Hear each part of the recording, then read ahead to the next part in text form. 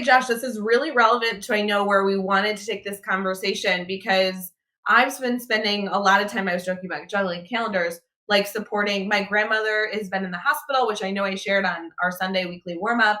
She's doing great. Thank you for all the loving messages. We're good to go. But one of the things that I've been doing with her is taking like stacks of books, like educator books that either I haven't read yet or haven't even had time to like look through, much less read, to the hospital, because I've then not only had some intentional time to look at them, but my grandma is an educator and was an educator for years and years and years.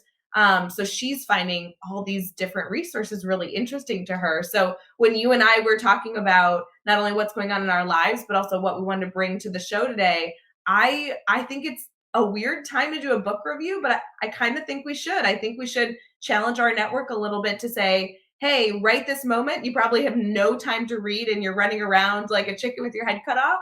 But maybe at the end of the month over Thanksgiving break, or maybe over winter break, you're looking for either a book for yourself so you can cozy up on a Saturday morning and maybe learn something new from a trusted author, or maybe you're looking for a Christmas gift or a holiday gift.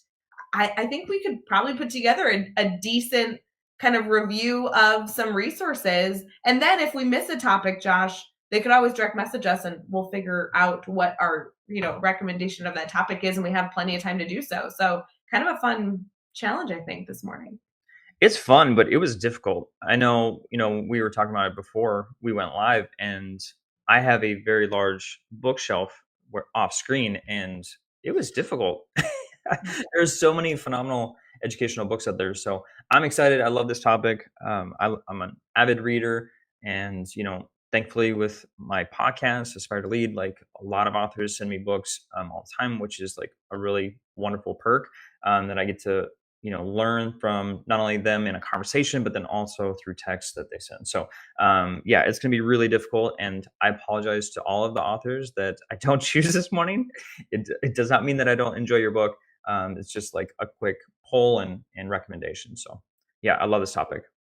I was thinking the same thing about the fact that you being a podcast host, so many educators that you talk to, I'm sure after you interview them, send you a book. It's such a blessing to be able to have access to books that people are sending you. But yeah, narrowing it down is impossible. Or, like I was saying earlier, reading them is impossible. You get like a book a week and maybe you can skim through it, or you know enough about the author that you can puzzle piece some things together. But until you have time to actually sit down and say, hey, is this a valuable resource I can really recommend to somebody? I know I have like books on the screen here. These are purely for display and the color effect. I have a whole bookshelf over there that there's no way that we could go through all the books this morning. It is way too early for that. So we'll have to pick and choose. And then if somebody asks about a topic we weren't able to touch on, we'll get them those resources. It'll be good.